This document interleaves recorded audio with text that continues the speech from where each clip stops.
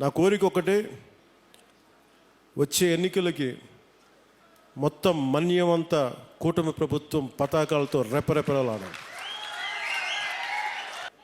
నేను పదే పదే చెప్తున్నాను, 15 సంవత్సరాలు ఈ కూటమి ప్రభుత్వం ఉంటుంది.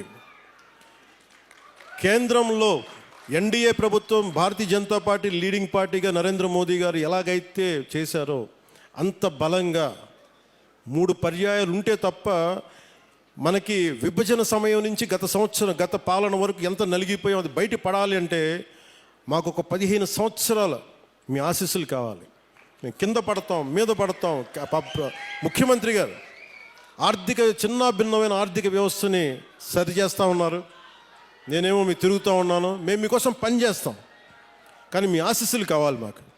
మీ ఆశీస్సులు ఇవ్వండి మాకు. మీకోసం తిరుగుతాం, ఒళ్ళుంచి పని చేస్తాం, మీకు అండగా ఉంటామని తెలియజేసుకుంటూ, నేను ప్రత్యేకించి ఈరోజు మిమ్మల్ని కోరుకుంటుంది, 2018లో నేను ఇక్కడ తిరిగాను పోరాట యాత్ర. అప్పుడు అన్ని కష్టాలను చూశాను. ఎందుకంటే నేను కార్యకర్తలకు కూడా, జనసేన నాయకులకి, జనసేన కార్యకర్తలకు అప్పటికీ చెప్పాను, ఇప్పటికీ చెప్తున్నాను. అలాగే మన కూటమి నాయకులందరితో కూడా నేను ఈ భావాలని పంచుకుంటా ఉన్నాను. మనం కనుక ప్రజలతో మమేకమై తిరిగి కష్టాలని, వాళ్ళు ఏం కష్టాలు పడుతున్నారో మనం నిజంగా చేయగలిగితే, నాకు ఆ మనసు నలిగిపోయిన 2018 పోరాట యాత్ర అప్పుడు, అరే నా చేతిలో అధికారం లేదు, కనీసం చిన్నపాటి ఒక ఆడబిడ్డకి కన్నీళ్ళు తుడిచిండే శక్తిని ఇవ్వు భగవంతుడాన్ని కోరుకుంటే, ఆ రోజు పరమశివుడు అనుగ్రహించి, నూకాలమ్మ అనుగ్రహించి, మోదమాంబ అనుగ్రహించి, ఈ రోజున కూటమి ప్రభుత్వాన్ని ఈ రోజున మాకు అధికారం ఇచ్చి, వాళ్ళ అధికారం ఇవ్వడం వల్ల మీ ఆశీస్సులు అంటే ఎంత బలంగా కోరుకున్నామో ఆ రోజున, ఈ రోజున మేము దాదాపు 1005 కోట్లు, అంటే దాదాపు 1000 కోట్ల పైన డబ్బులు 1050 కిలోమీటర్ల రోడ్డుకి వేయగలుగుతున్నాం. అండి రోడ్లు వేయటమే కాదు, మీ జీవితాలు కొంత మెరుగవుతాయి, కొంత ట్రాఫిక్ పెరుగుతుంది, కొంత మనకి టూరిజం డెవలప్మెంట్ ఉంటుంది.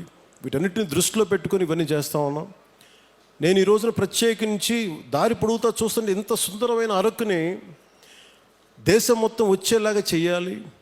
అలాగే ఏం చేయాలని కూర్చోబెట్టి టూరిజం శాఖ మంత్రివర్యులతో మాట్లాడతాను, శ్రీ కందుల దుర్గేష్ గారితో, గౌరవ ముఖ్యమంత్రి గారితో మాట్లాడతాను, సంబంధిత జిల్లా అధికారులతోటి, కలెక్టర్ గారితో మాట్లాడి మీకు అభివృద్ధిలో ఇక్కడున్న యువత గంజాయి వైపు కాకుండా మీరు టూరిజం వైపు వెళ్ళాలి, సేవలు మీరు సర్వీస్ సెంటర్స్ పెట్టుకోవాలి, ఇక్కడ కూర్చోబెట్టి చిన్న హోటల్స్ నడుపుకోవాలి.